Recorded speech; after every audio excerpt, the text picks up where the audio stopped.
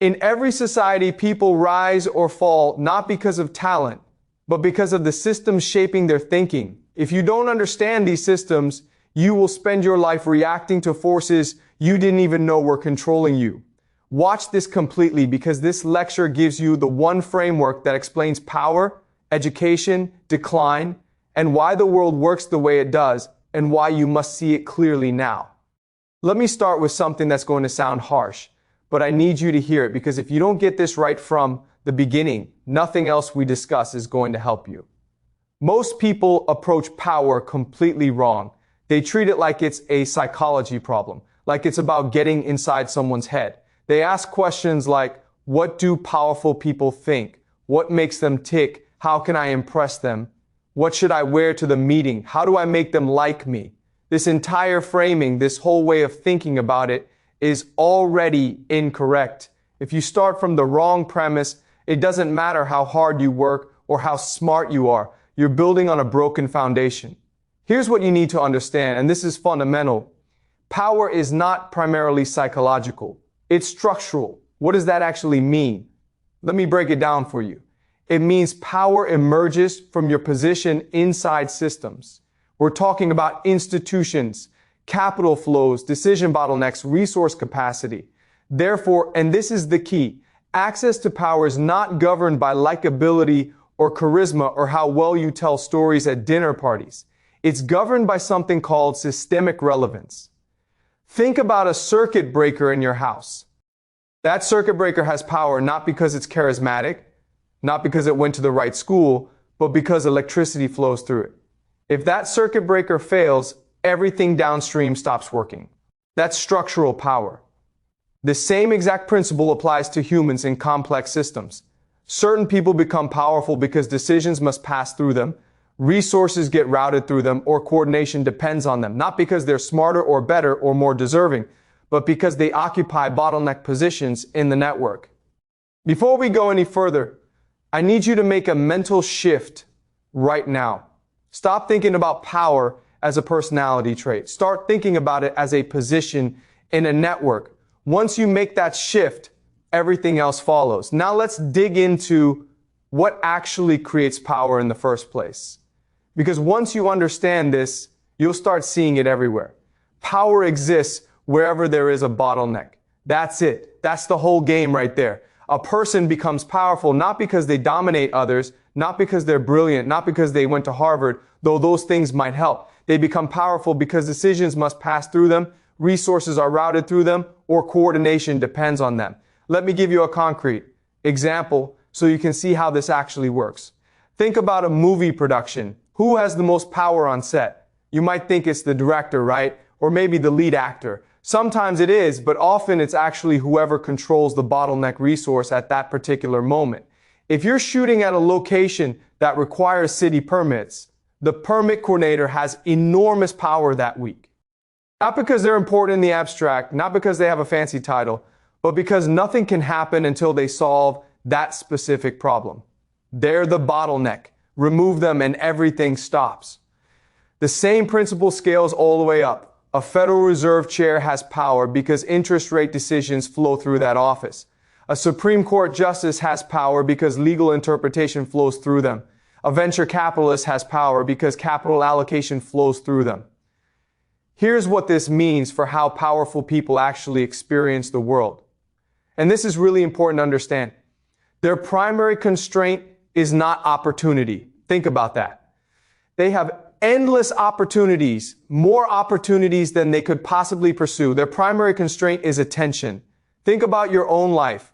When you're not very busy, you can respond to almost anyone who reaches out to you, right? You've got time. You can be generous with your attention.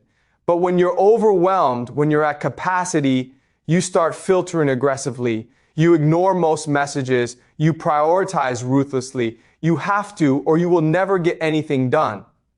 Now imagine that as your permanent state. That's what power feels like on the inside every single day. Here's something that most people completely don't grasp about powerful individuals. They live in a totally different attention economy than you do. It's like they're operating in a different universe.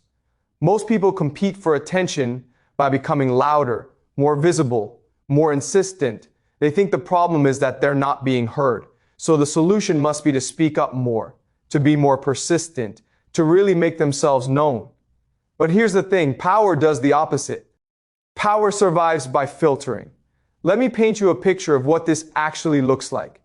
Every single day, powerful individuals are subjected to an absolutely overwhelming barrage. We're talking about requests, narratives, emotional appeals, moral pressure, and what I call urgency theater.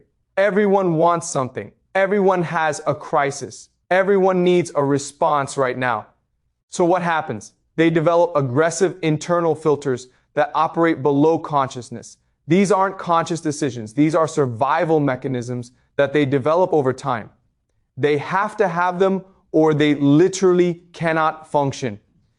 Here's what you need to understand. You are not being evaluated on your merit as a human being. You're being sorted mechanically the same way your spam filter sorts email. It's not personal, it's algorithmic. And most of that sorting happens in seconds, sometimes milliseconds, before the powerful person has consciously decided anything about you. Before they have even thought about who you are, their filters have already made the decision. This is why, and I need you to really hear this, this is why trying harder often makes things worse. When you send a follow-up email, you're not demonstrating persistence. You're confirming that you don't understand the filtering system. You're proving that you can't read context. Let me be very clear about what this means in practical terms. When a powerful person doesn't respond to you, it's usually not personal. They didn't sit there thinking, who is this person? Are they worthy of my time? Let me carefully consider this request. They didn't think about you at all. You were filtered out before conscious thought even happened. So the question, and this is the real question, the question is not how do I make them pay attention to me? The question is, how do I avoid triggering the filters in the first place? Let's talk about the most important distinction that power makes. This is the first filter, and it's the one that catches most people. The distinction is between noise and signal. This happens so fast that most people don't even realize they've been categorized. But once you've been tagged as noise, it's almost impossible to recover. You're done. The door is closed. So what's the difference? Let me break this down for you very specifically. Noise sounds like this, and pay attention because you might recognize yourself here. Noise is vague intent. I'd love to pick your brain. It's emotional language. This is my passion. It's generic ambition. I want to make a difference. It's unstructured intelligence. I have some interesting ideas. Signal sounds completely different. Signal is clarity of role. I run X, which does Y. It's precise language with specific terms, no filler, no fluff. It's system awareness, given the constraints you're facing. It's proportional behavior that's appropriate to the context you're in. Here's what's brutal about this. I need you to really understand this. Most people think they're sending signal when they're actually broadcasting noise. The gap between your self-perception and their filtering system is where most opportunities die. Let me give you a specific example so you can see the difference clearly. Someone emails a venture capitalist and they write, I have a revolutionary app idea that's going to change everything. I just need funding to get started. Can we meet for coffee to discuss? Every single element of that message is noise. Revolutionary is noise. Change everything is noise. Just need funding is noise. Coffee to discuss is noise. The whole thing is just noise, stacked on top of more noise. Here's what signal would sound like for the same goal. Listen to the difference. We built a beta with 10,000 active users. Retention is 65% at day 30. Looking to raise a $2 million seed round. Are you investing in consumer social right now? Same goal, same person, completely different filtering result. The person sending noise genuinely believes they're being impressive. They think they're showing passion and vision. They don't understand they've already been discarded. Let me tell you about the absolute fastest way to repel power. And I mean the fastest way. If you do this, you're done before you even start. Show up dependent. Nothing, and I mean nothing, triggers rejection faster than dependency. How does dependency announce itself? Let me give you the signs, because you need to recognize them. It's urgency. I really need this opportunity.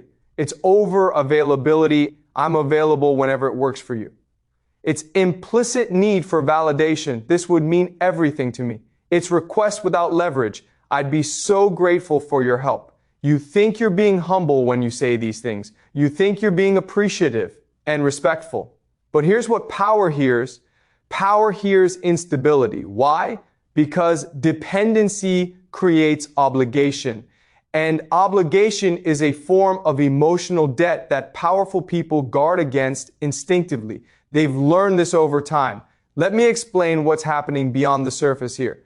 When you signal dependency, you're communicating something very specific. You're saying, my stability depends on your response. And that makes the powerful person responsible for your emotional state. They didn't sign up for that responsibility. They don't want it. This is not cruelty. I need you to understand that. This is risk management. Because powerful people have learned through experience that dependency spirals. It never stays contained. One favor creates expectation of a second favor. One introduction creates expectation of ongoing access. One encouraging word creates expectation of full mentorship. So they learn to shut it down immediately. At the first sign of dependency, the door closes. Here's the paradox, and this is brutal, but you need to hear it. The more you need something, the less likely you are to get it. The less you need it, the more freely it flows. This is why desperate people stay desperate. Their desperation is precisely what prevents them from getting what they need. It's a vicious cycle. So what's the alternative? How do you show up instead? You show up complete, not arrogant. There's a difference, but complete. You have a viable path forward whether they help you or not. Their participation would accelerate that path, but it's not essential to your survival. That changes everything. Now let's talk about networking, because most networking advice is complete garbage. And I need to explain why. Conventional networking advice assumes something very specific. It assumes symmetrical relationships. It assumes mutual curiosity, social reciprocity, and roughly equal status. It assumes that if you're interesting enough and charming enough and persistent enough, you'll eventually build a relationship. You know what? That's fine for peer relationships. That works when you're networking with people at your level, but it's completely wrong for power. It doesn't apply at all because power operates under asymmetry. Think about what this means. A powerful person does not need new people. They already have more people than they can possibly manage. They're drowning in people. What they need is new capabilities. Let me say that again because it's crucial and most people miss this. They don't need new people. They need new capabilities. Networking teaches you to perform, to be memorable, to send thank you notes, to follow up, to stay in touch, to maintain relationships. Power doesn't care about any of that. Power selects for function. Think about how you choose tools in your own life. You don't choose a hammer because it has a nice personality, right? You choose it because it drives nails. The same exact principle applies here. This is why all the networking advice about building authentic relationships and adding value and being genuinely interested in them, all of that is well-intentioned but structurally irrelevant. It's not that authenticity doesn't matter. It does matter. But authenticity is table stakes. It's not a differentiator. Everyone trying to access power is being authentic. Everyone is trying to add value. Everyone is genuinely interested. So the real question is this.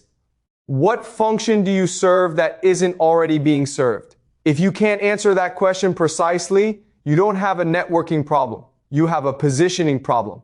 And no amount of networking events or coffee meetings is going to fix a positioning problem.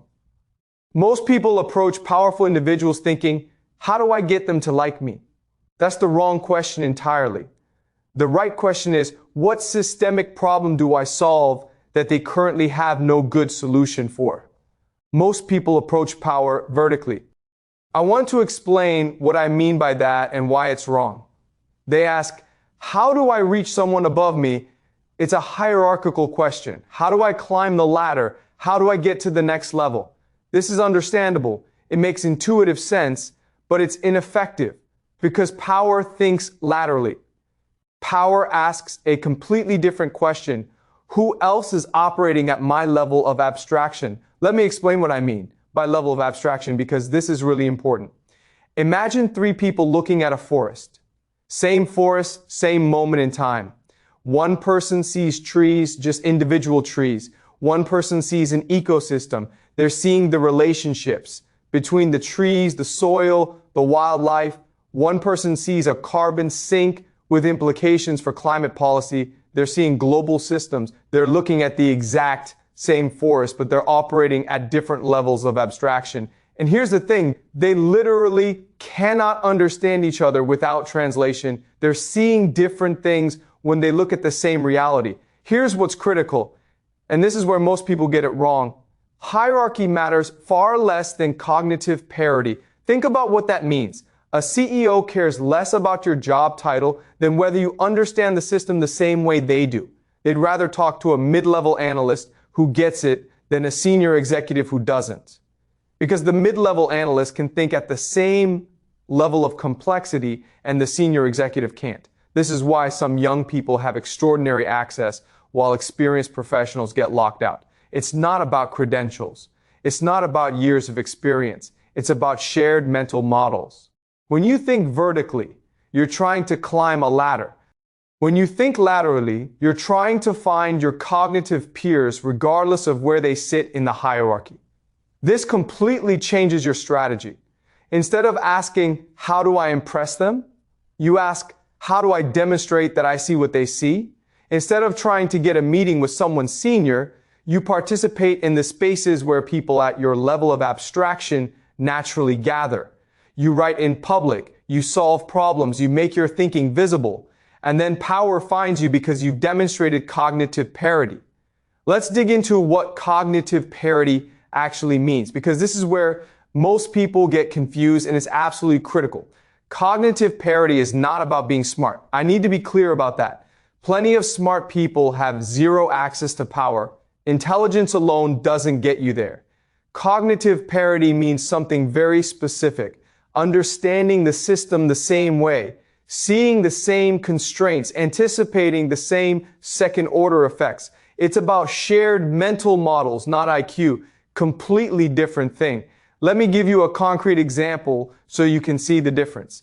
Imagine you're talking to someone who runs a large organization. You suggest a policy change. You think it's a good idea. It makes sense to you. They immediately respond with 3 downstream effects you hadn't even considered. Effects that involve legal liability, employee morale, and regulatory compliance. You didn't lack intelligence. You're a smart person. What you lacked was the mental model. You were operating at a different level of system complexity. You weren't seeing the whole chessboard. Now imagine a different conversation. Same person, same policy suggestion, but this time you've already thought through those 3 downstream effects. You address them before they even raise them. You show that you're modeling the same complexity they are.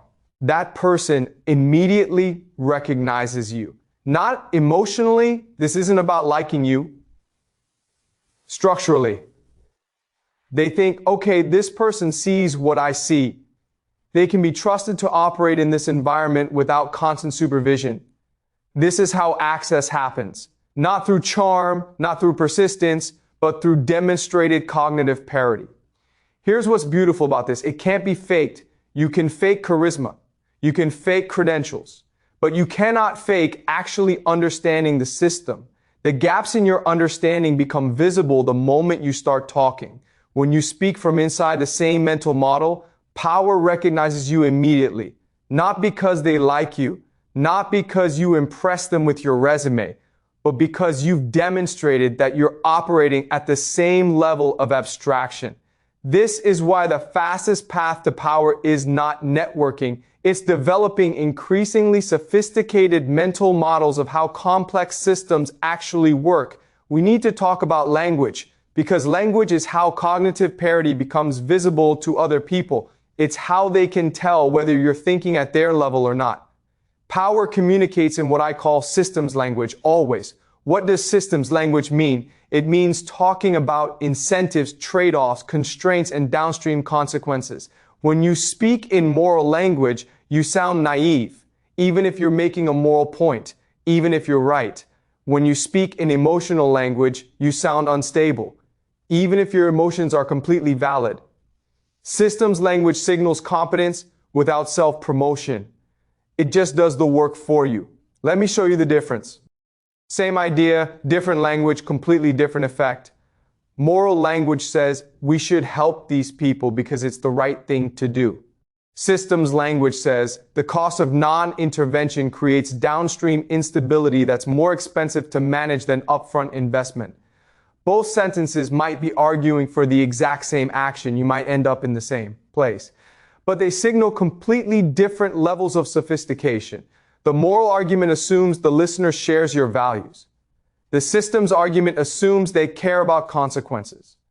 And power always cares about consequences. That's the world they live in. Here's another example so you can really see this. Emotional language says, this is an exciting opportunity that I'm really passionate about. Systems language says this creates optionality in 3 markets we're currently locked out of. Same enthusiasm underneath, completely different effect on filtering systems. The person using emotional language sounds like they need validation. The person using systems language sounds like they understand strategic positioning. I'm not saying you should never be moral or emotional. I'm not saying feelings don't matter. I'm saying that when you're communicating with power, lead with systems language.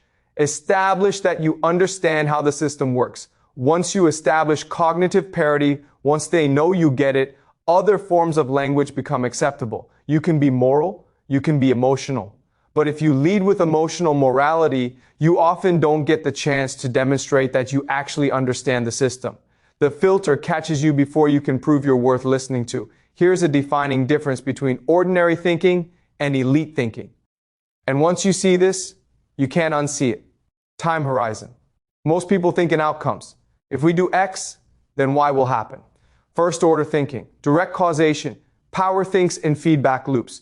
If we do X, then Y will happen, which will cause Z, which will change the conditions that made X possible in the first place. They care less about what happens now than what happens after what happens now and what happens after that. This is why conversations with powerful people often feel frustrating if you're not used to it. You propose something that seems perfectly sensible. They immediately jump to some obscure downstream effect that seems paranoid. Okay, but if we do that, then 6 months from now, this other group will use it as precedent for something we definitely don't want. And you're thinking, why are you borrowing trouble from the future? Why can't we just deal with this now? They're thinking, I've seen this pattern before. I know exactly where it leads. This is second order thinking, and it's non-negotiable for operating at elite levels. Let me give you a very specific example. So this is concrete. A tech company wants to ban certain content from its platform. First order thinking says, this content is harmful, we should remove it, simple, direct, done. Second order thinking says, okay, but if we remove it, we establish that we're responsible for content moderation. That creates liability. It also creates a precedent that other governments will use to demand we remove content we don't want to remove. It shifts us from platform to publisher legally. That changes our entire risk profile. Both levels of thinking might actually reach the same conclusion. They might both say remove the content. But only one of them is modeling the actual complexity. Only one of them sees the full system. If you cannot think beyond first order effects, you cannot be trusted with leverage.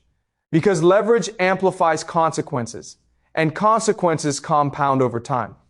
This is why powerful people seem to overthink everything. They're not overthinking. They're thinking at the appropriate level of complexity for the systems they're operating in. If you want access to those systems, you need to think at the same level. Not someday, not eventually, but right now. Restraint. This is one of the most misunderstood elite signals, so we need to break it down carefully. Power does not rush. Simple as that. Why? Because it doesn't need to. Think about what rushing signals. When you rush, you signal scarcity of opportunity. When you over-explain, you signal insecurity. When you overshare, you signal lack of discretion. When you over-optimize for this specific moment, you signal short-term thinking. Restraint communicates something completely different. Restraint communicates confidence in future positioning. Let me paint you a picture so you can visualize this. Imagine 2 people in the same meeting. Both are capable. Both have valuable insights to share. Person A jumps in immediately, explains their entire framework, offers to help, provides 3 examples unprompted, offers to send a follow-up document with more details. Person B waits, makes one precise observation at exactly the right moment, doesn't elaborate unless asked, doesn't offer anything, doesn't follow up unless it's actually relevant. Who seems more powerful? Who do you trust more?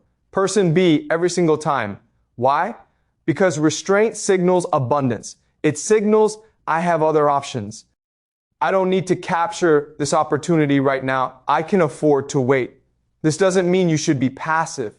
It doesn't mean you should be withholding or playing games. It means you should be calibrated. Say exactly as much as needed. No more, no less. Over-explaining signals that you think the other person doesn't understand, which is either insulting or indicates you don't understand your audience. Oversharing signals that you can't control information flow, which makes you unsuitable for sensitive environments. Over-optimizing signals that you're focused on this specific interaction rather than the long game, which makes you transactional rather than strategic.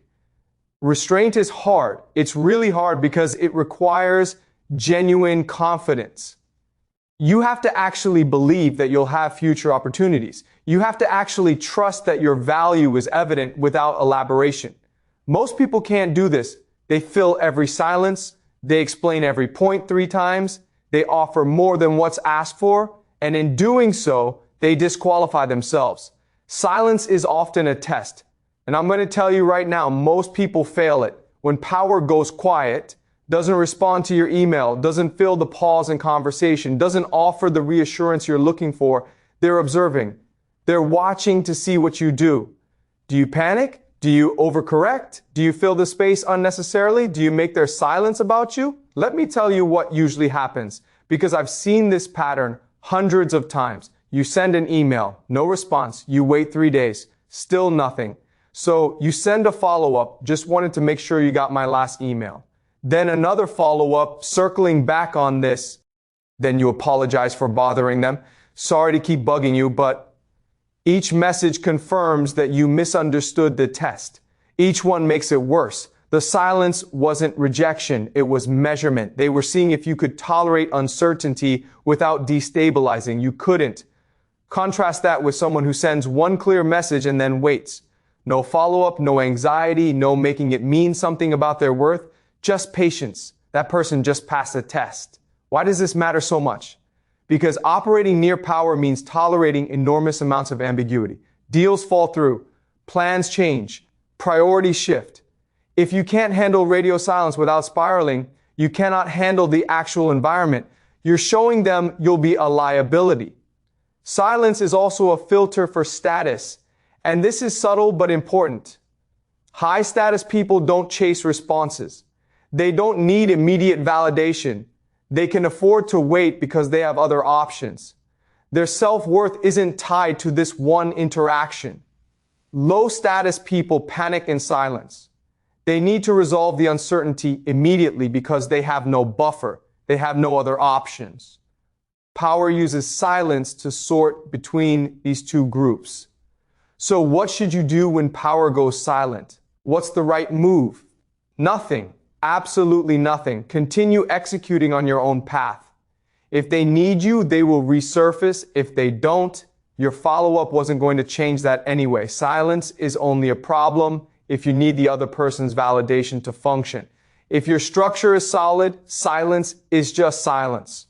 Power cares deeply about timing, obsessively even. And most people completely miss this.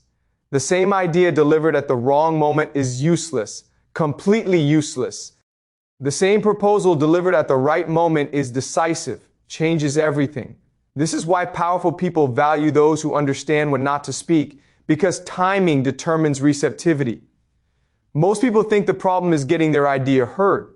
They think if they just explain it clearly enough, loudly enough, persistently enough, it will land. But that's not how it works. Timing determines whether people are even capable of hearing you.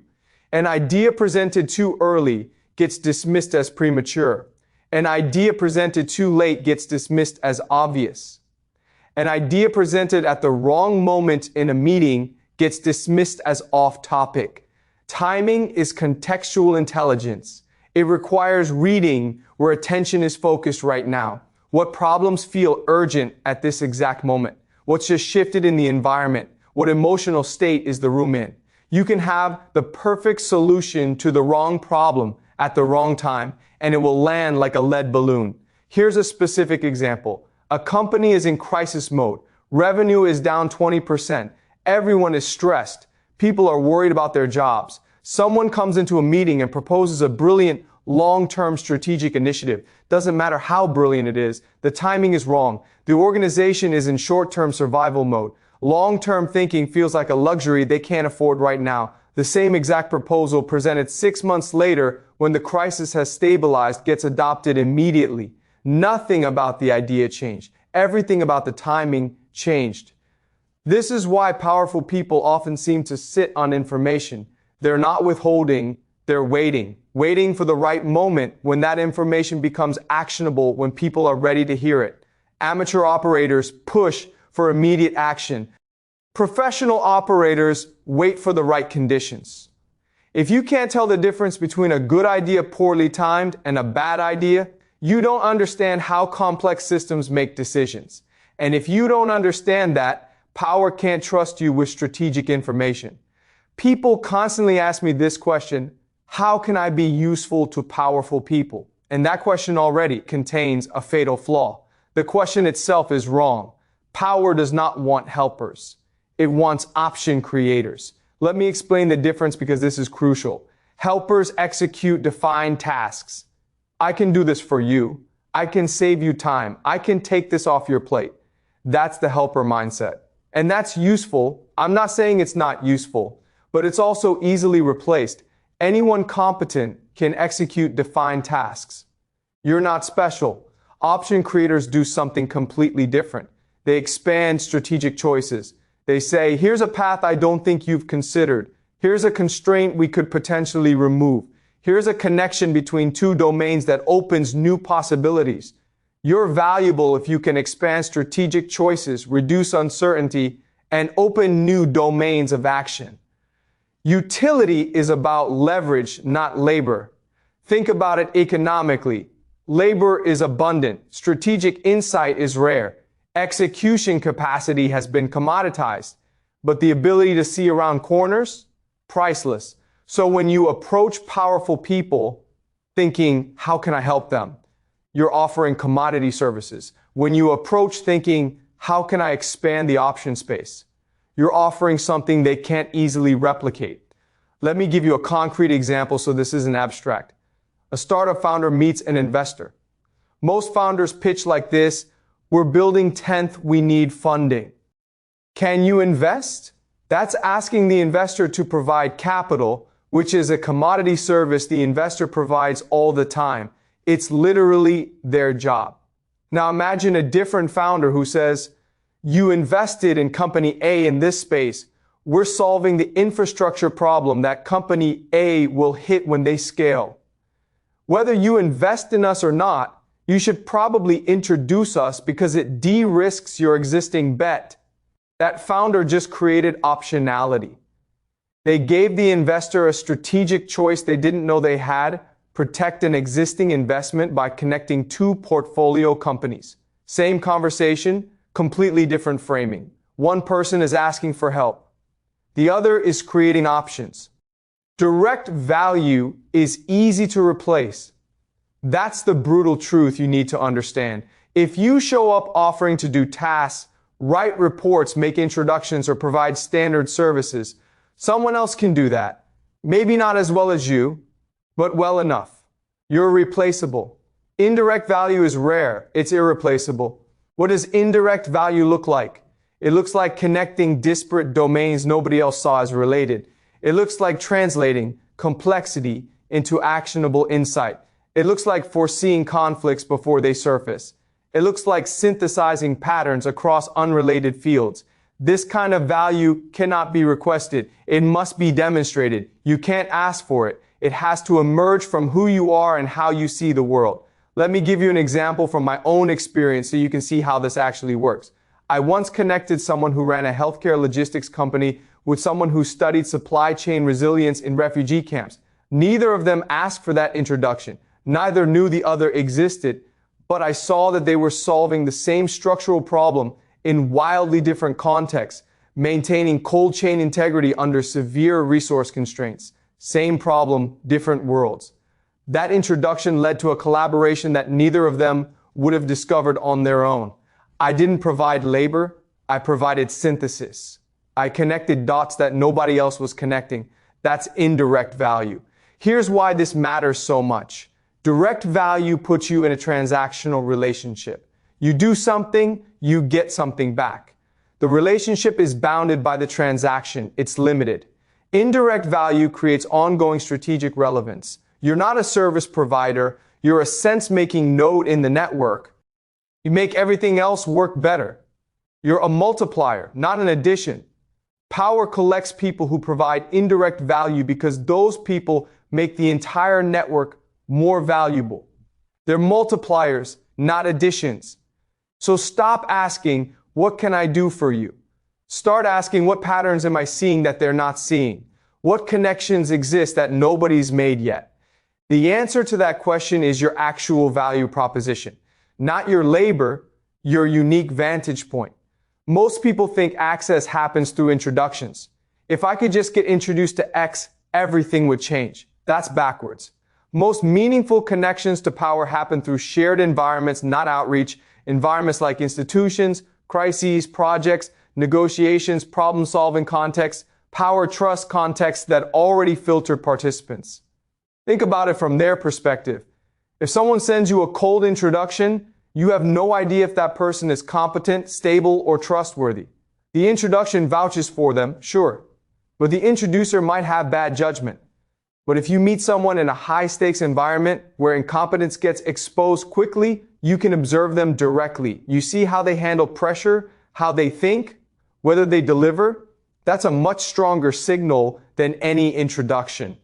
This is why the most powerful people I know got their access through shared projects, not networking events. They work together on something real. They solve problems together. They earn trust through demonstrated performance in context.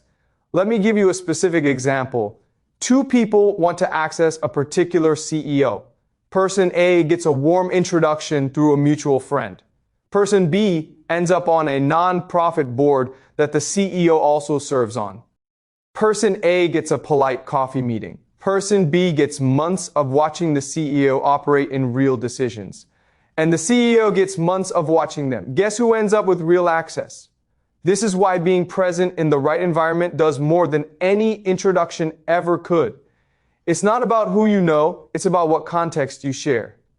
If you want access to power, don't focus on introductions. Focus on getting into environments where power is actively solving problems. Then solve those problems alongside them. Access follows performance in shared context, not requests, not introductions, but shared struggle towards shared goals. Let me be blunt.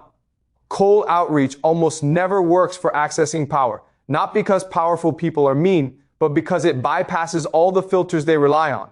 Power assumes, if you were relevant, the system would have already surfaced you.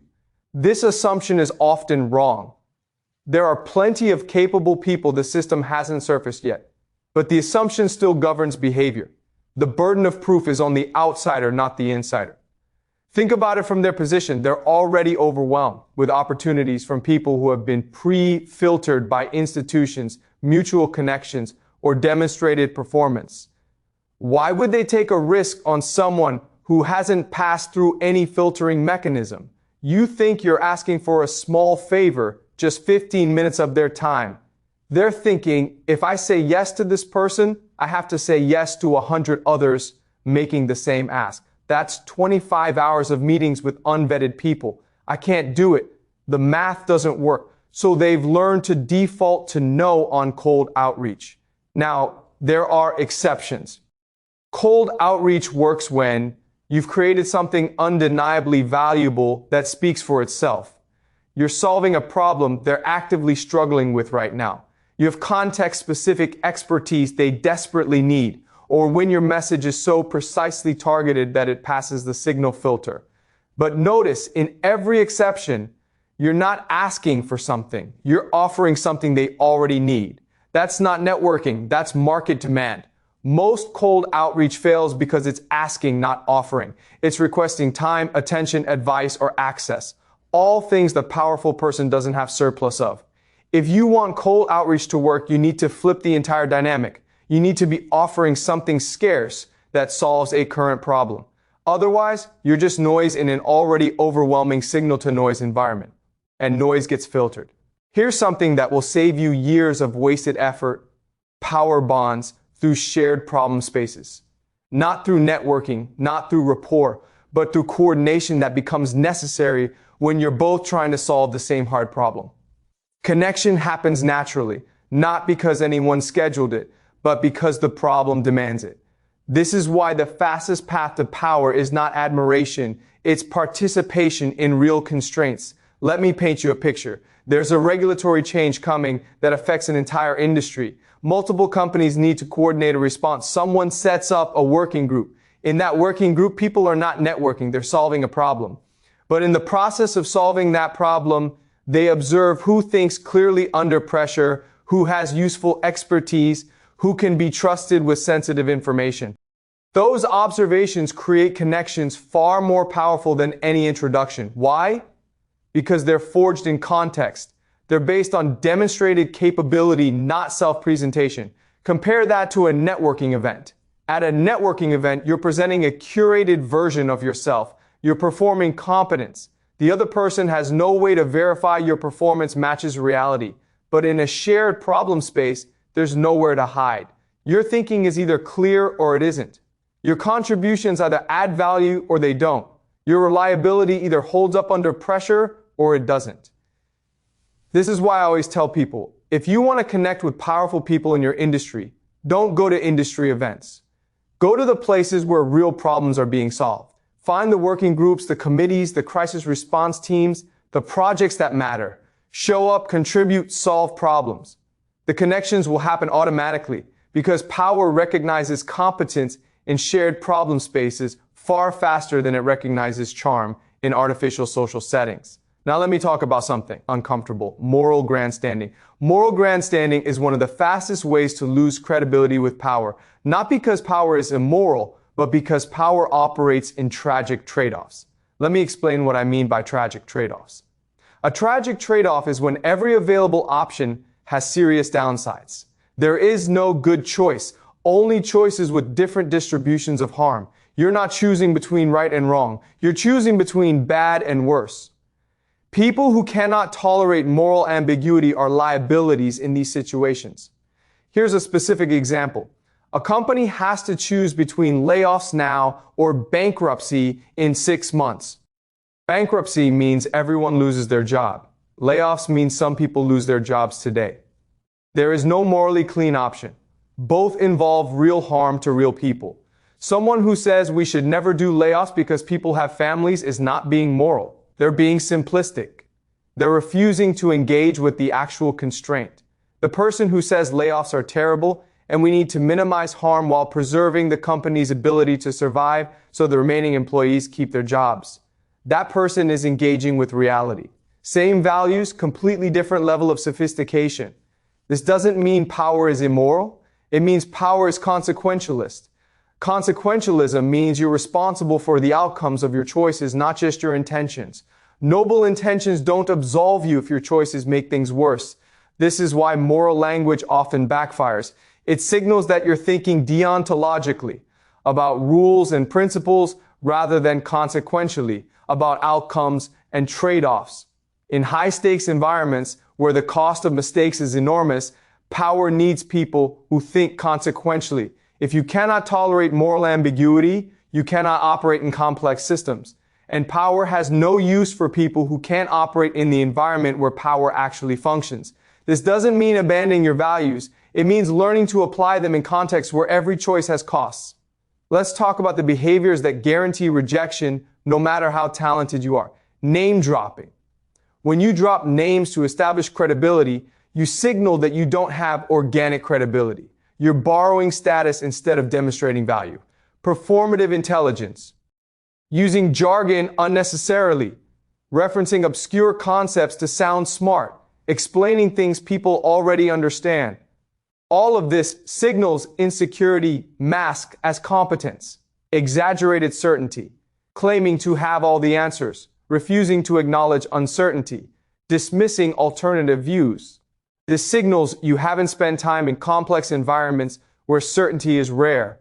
Ideological rigidity, turning every issue into a battle between your worldview and others, refusing to engage with perspectives you disagree with. This signals you're a liability in pluralistic environments. These behaviors have something in common. They all signal insecurity, not competence. And here's what you need to understand. Power avoids volatility more than incompetence. An incompetent person who's stable can be managed. They can be given bounded tasks. They can be worked around. A competent person who's volatile is dangerous. They create unpredictable problems. They can't be contained. They're a risk to the entire system. So when you signal volatility through any of these anti-signals, you trigger immune responses. It doesn't matter how smart you are. It doesn't matter how capable you are. If you seem volatile, you're out. Let me give you specific examples. I've seen someone in a meeting constantly reference their credentials. When I was at Harvard, in my experience at McKinsey, every sentence is a status claim. That person is signaling, I'm worried you won't respect me, so I'm going to keep reminding you of my achievements. Power hears this. Person is insecure and will be exhausting to manage. Another person dismisses every idea that isn't theirs. That won't work because we tried that already. That's not how it's done. That person thinks they're demonstrating expertise. Power hears this person can't collaborate and will create friction on every team they're on. These anti-signals are death sentences. Even if you're brilliant, they disqualify you because power is optimizing for system stability, not individual genius. Discretion is non-negotiable. Let me be completely clear about this. Power assumes that anyone who overshares, leaks narratives, or seeks visibility cannot be trusted near sensitive information. Silence is not emptiness, it's containment. Think about what happens when someone shares private information publicly. Maybe they're trying to build credibility. Maybe they're trying to seem important. Maybe they don't realize what they're doing. It doesn't matter. The moment they demonstrate they can't contain information, they disqualify themselves from ever being trusted with important information again. This is why you see powerful people being incredibly careful about what they say publicly. It's not just legal liability, though that's part of it. It's that they've learned that discretion is a prerequisite for operating at certain levels. Let me give you concrete examples of discretion failures. Posting on social media about meetings you've had with important people. That signals, I value the status boost more than I value discretion. Sharing confidential information to seem knowledgeable. That signals, I cannot be trusted with sensitive information. Name dropping in casual conversation. That signals, I don't understand boundaries. Talking publicly about private dynamics. That signals, I will create liability if included in sensitive situations. Each of these seems minor in isolation, but they all point to the same underlying issue, inability to contain information. And power has learned that information containment failures scale. If you can't keep small things private, you definitely can't keep big things private, so they shut you out preemptively. Here's what's tricky about this. Many people think being authentic means sharing everything. Being transparent means having no filters. Being real means talking about what's actually happening. In peer relationships, that might work. Near proximity to power, it's disqualifying because power operates in environments where information is currency, and currency needs to be protected. If you can't protect information, you can't participate in those environments. Here's something most people don't realize. Power often knows of you long before you meet it. Your reputation travels through institutional memory, informal networks, and past behavior under pressure. You are being evaluated even when you are not present. This has profound implications.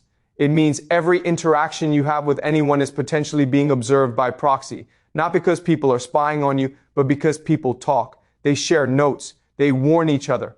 Let me give you a specific example. Someone treats a junior employee badly. They assume it doesn't matter because that person has no power. But that junior employee knows other junior employees who know senior employees who know executives.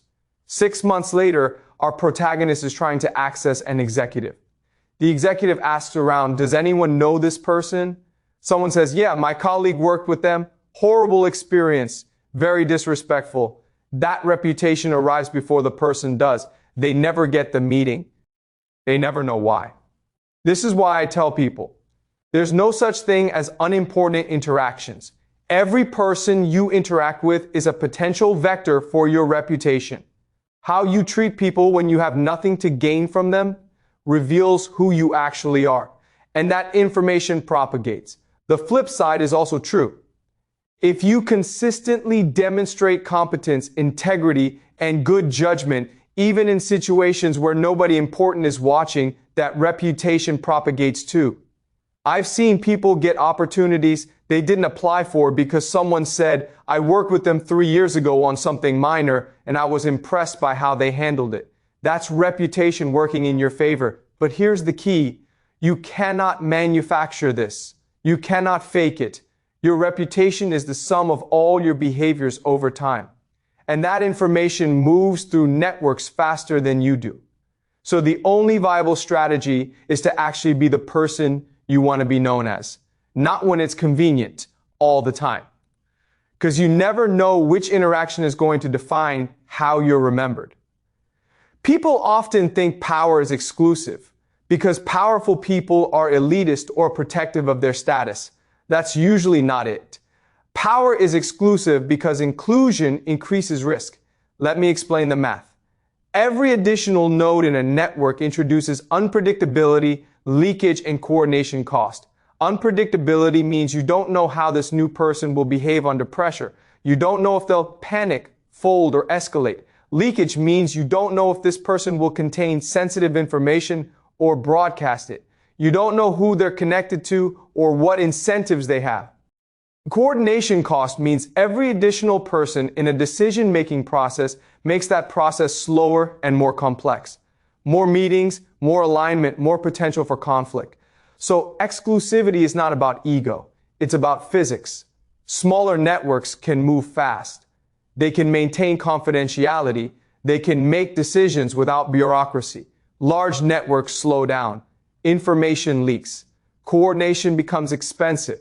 This is why power keeps circles small, not because they're elitist, but because larger circles become unmanageable. Think about your own life. When you need to make a difficult personal decision, do you consult 50 people? No, you talk to 2 or 3 people you deeply trust. Why? Because more opinions don't make the decision better. They make it harder. The same principle applies at scale.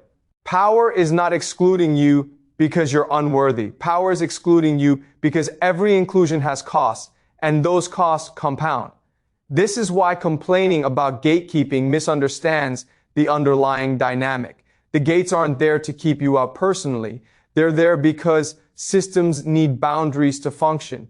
If you want inside, you need to reduce the cost of your inclusion. You need to be predictable so they can model your behavior. You need to be discreet so you don't create leakage risk. You need to be self-sufficient so you don't increase coordination costs. When the costs of including you are lower than the benefits, inclusion happens naturally. Here's the central paradox. The more directly you seek access to power, the less suitable you appear for it. Let me explain why. When you directly seek access, you're signaling, I need this. That need creates dependency. And as we've already established, dependency repels power. But there's something deeper happening here. Direct seeking also signals that you don't understand how power actually flows. You think it's about asking the right person for permission. You think it's about getting in the room. Power knows that actual power doesn't work that way. Actual power accrues to people who are solving problems that matter. It accrues to people who are creating value that the system needs. It accrues to people who are becoming systemically necessary.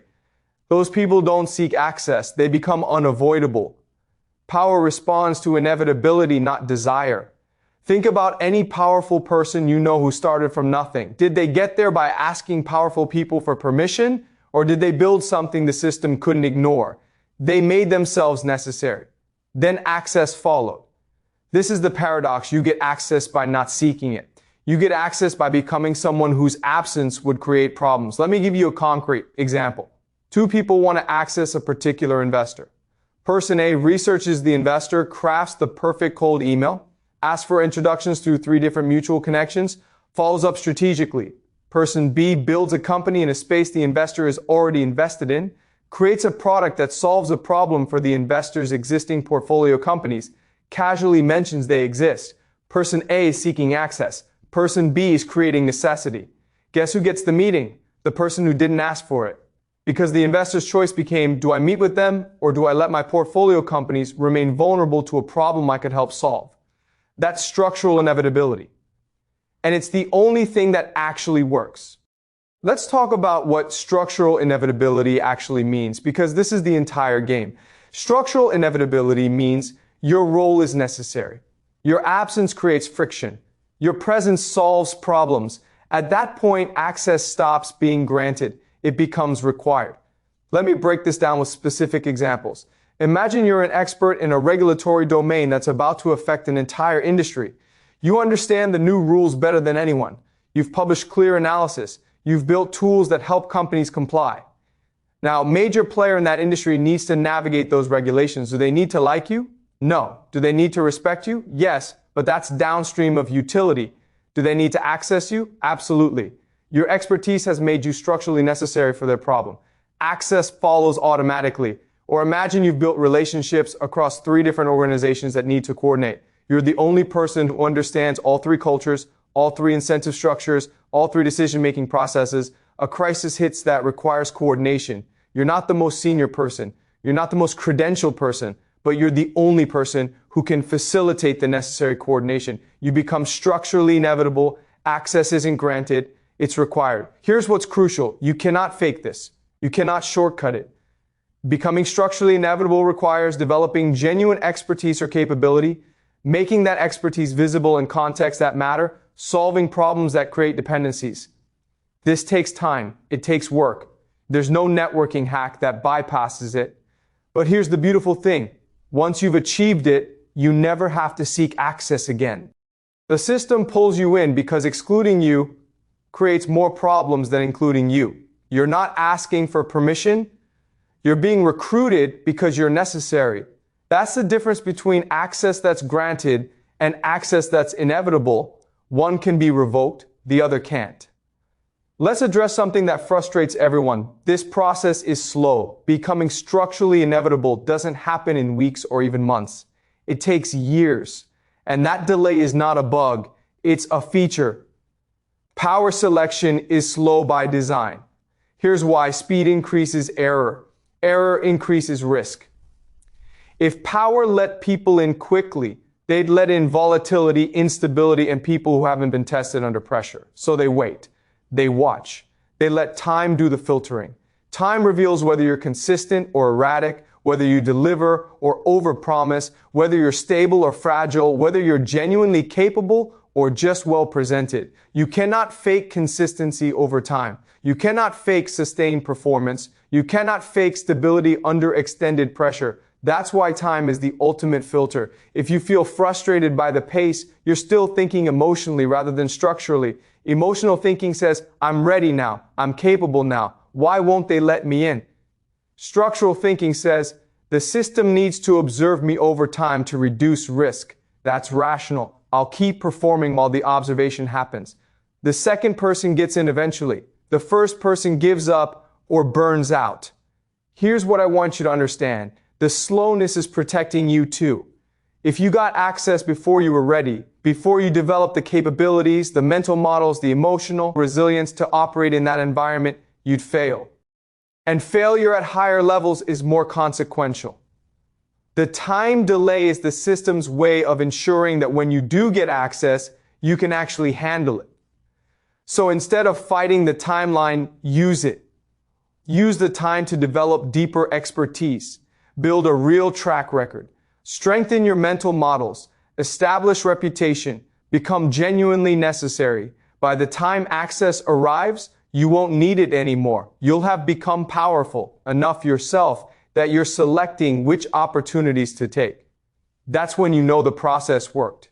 If you remember nothing else from this entire lecture, remember this: power does not connect to ambition. It connects to alignment. Let me explain what that means. Ambition is about what you want. Alignment is about what's necessary. Ambitious people say, I want to be important. I want to be powerful. I want access to powerful people. Aligned people say, here's a problem that matters. Here's my role in solving it. Here's why my participation is necessary. Power ignores the first group and recruits the second. Why? Because ambition is abundant. Everyone is ambitious. Ambition doesn't differentiate you. It just makes you one of thousands of people wanting the same thing. Alignment is rare. Alignment means you understand the system well enough to see where you actually fit, where your capabilities match system needs, where your presence solves real problems. So here's what I'm telling you to do. Stop trying to be impressive. Stop trying to be visible. Stop trying to get meetings. Stop trying to network your way in. Instead, develop genuine capabilities. Understand the systems you want to operate in. Solve problems that create dependencies. Make your value evident through demonstrated performance. Build reputation through consistency over time. Become structurally unavoidable. When you do that, access will follow, not because you asked for it, not because you impressed someone, not because you networked effectively, but because the system had no other choice. You solved a problem they couldn't solve without you. You filled a gap they couldn't fill otherwise. You became necessary. And necessity trumps every other consideration. That's the only strategy that actually works. Everything else is just noise. Now let me address the questions I know you're thinking right now, because I can anticipate where your mind is going, and I want to clear up the confusion before it hardens into misunderstanding. First question, but isn't this cynical? Isn't this treating everything like a transaction? No. And here's why that's the wrong framing. Understanding how systems work is not cynical. It's realistic. Cynicism says people are selfish, relationships are fake, nothing matters except power. Realism says systems have logic, structures create incentives. Understanding these dynamics allows you to operate more effectively. There's a massive difference between these two positions. When you understand structural dynamics, you can actually build more authentic relationships because you're not confused about what's happening. You're not taking things personally that aren't personal. You're not miscalibrating your expectations. You know when you're in a transactional context and when you're in a relational context. You know when someone is filtering you structurally versus rejecting you personally.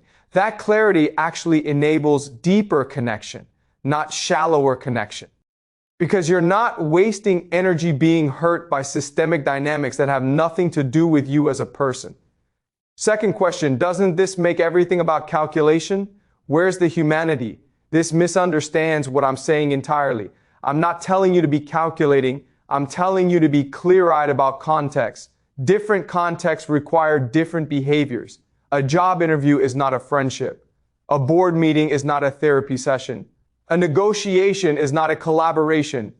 Each context has its own logic, its own rules, its own appropriate behaviors. Being strategic in professional context doesn't make you inhuman. It makes you contextually intelligent. You can be warm, generous, and authentic in your personal life while being strategic, disciplined, and focused in professional environments. These aren't contradictions. They're appropriate calibrations to different contexts. The confusion happens when people try to apply personal relationship logic to professional context or vice versa. That's where disappointment comes from. That's where people get hurt. Not from being strategic, but from being strategic in the wrong context or relational in contexts that require strategy. Third question, what if I don't want to play these games? What if I just want to be authentic and let that be enough? Then you need to be very clear about what you're choosing. If you want to operate in high-stakes professional environments, near power, near significant resources, near important decisions, you need to understand the rules of those environments. Those rules aren't arbitrary. They're not made up to exclude you. They emerge from the constraints of operating at scale, under pressure, with high stakes. If you choose not to learn those rules, that's fine. But then you're choosing not to operate in those environments. You can build a wonderful life outside those contexts. You can have deep relationships, meaningful work, and genuine fulfillment without ever accessing institutional power. But you can't have it both ways. You can't refuse to learn the rules and then complain that you're locked out. The choice is yours, but it needs to be a conscious choice, not a confused complaint. Fourth question, isn't this just justifying inequality? Isn't this saying the system is fine as it is? Absolutely not. And this is a crucial distinction. Understanding how a system works is not the same as endorsing how it works. I can explain how cancer spreads without thinking cancer is good. I can explain how power operates without thinking current power structures are just. In fact, if you want to change systems, you need to understand them first. Blind critique is impotent. Strategic understanding enables transformation. The people who actually change systems are not the people who refuse to understand them. They're the people who understand them so deeply that they can identify precise intervention points. You can't dismantle structures you don't comprehend. You can't reform systems you don't understand. So this lecture isn't about defending the status quo. It's about giving you the clarity to navigate reality as it exists while working toward reality as it should be. Fifth question, what about luck? What about privilege? Doesn't this ignore structural advantages? No, it incorporates them. I'm explicitly saying power is structural. That means I'm acknowledging that position in networks, access to resources, and institutional backing all matter enormously. Someone born into wealth has structural advantages. Someone with connections has network advantages. Someone from certain demographics faces structural barriers. All of that is real. All of that matters. But here's the thing. Understanding structural dynamics helps you navigate them more effectively regardless of your starting position. If you have structural advantages, understanding how they work prevents you from wasting them through incompetence. If you have structural disadvantages, understanding how systems work helps you identify workarounds, leverage points, and strategic paths that others miss. Ignoring structural reality doesn't help anyone. It just leaves you confused about why things aren't working. Clarity about structure creates agency. Not perfect agency, nobody has that, but more agency than you had before. And that's worth having. Let me give you one final framework to synthesize everything we've discussed. Think about 3 concentric circles. The outer circle is performance. This is what you do, your skills, your output, your capabilities. Most people focus exclusively on this circle. They think, if I just get better at my job, if I just develop more skills, if I just work harder, opportunities will come. Sometimes that works. Usually it doesn't. Because performance alone is invisible without the other circles. The middle circle is visibility.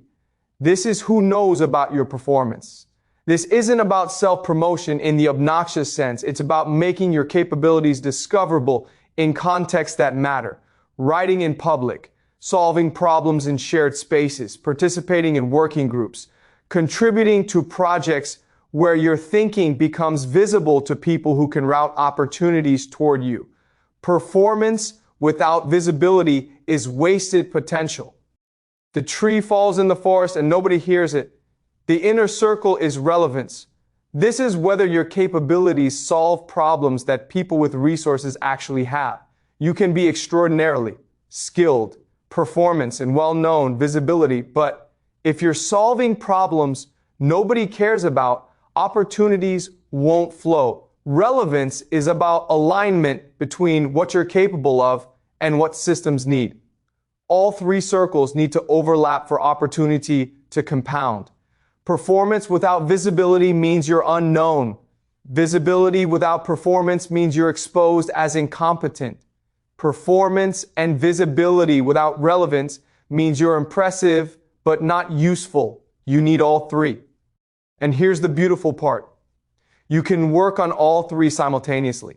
Develop genuine capabilities. Make them visible in the right context. Ensure you're solving problems that actually matter to people with resources. Do that consistently over time, and structural inevitability follows. Not because you deserve it in some cosmic sense, not because the universe is just, but because systems route resources towards solutions that work. When you become a solution that works for problems people care about, the system pulls you in. That's mechanical, that's structural, that's how it works. So here's your homework, not for me, for yourself. Ask yourself these questions. What capabilities do I have that are genuinely scarce? Not just I'm smart or I work hard, everyone says that.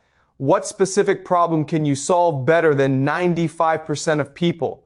Where are the contexts where those capabilities would be most visible to people who can route resources? Not everywhere, not social media generally. Specific contexts where specific people with specific needs would encounter your work. What problems are those people actually struggling with right now? Not what problems you think they should care about. What problems are they actively trying to solve that they're currently solving poorly or not at all? How can you make your capabilities map to their problems in ways that create dependencies? Not how can you help them generally. How can you become structurally necessary for solving specific problems they care about? Answer those 4 questions honestly. Then execute on the answers for 2 years. Not 2 weeks, not 2 months, 2 years. Build capabilities, make them visible, solve real problems, create structural necessity. If you do that, access follows. Opportunities compound. Resources flow towards you. Not because you asked for them, not because you networked, not because you were likable, because you became systemically relevant in contexts that matter. That's power. Not the power to dominate others, not the power to extract value, but the power to shape outcomes in domains you care about, the power to participate in important decisions, the power to route resources towards solutions you believe in, the power to make things happen that wouldn't happen without you. That's what this entire lecture has been building toward. Not cynicism, not manipulation, but clarity about how systems actually work so you can operate effectively within them while working toward the changes you believe in. The world needs capable people in positions of influence, not just the people who were born into those positions, not just the people who got lucky with connections, but the people who developed genuine capabilities, made them visible in the right context, solved real problems, and became structurally necessary. If you do the work I'm describing, you can become one of those people. Not overnight, not easily, but inevitably, if you're consistent and strategic and clear-eyed about how systems actually function. That's the framework that explains everything. That's why you must see it clearly now. Because once you see it, you can't unsee it. And once you understand it, you can start operating within it effectively. Not someday, not eventually, starting today. The question is, will you